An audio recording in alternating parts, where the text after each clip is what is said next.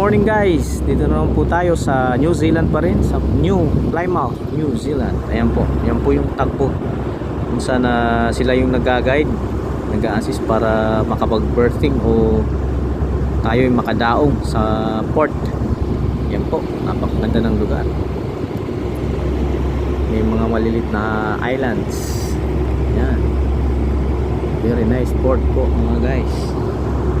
Yan po kanilang tugboat, napakalakas po ng engine yan, kaya maghila ng isang buong barko.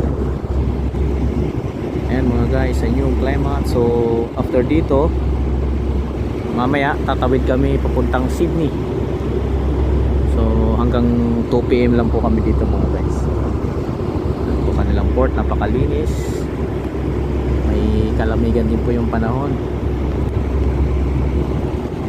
po ang New Plymouth.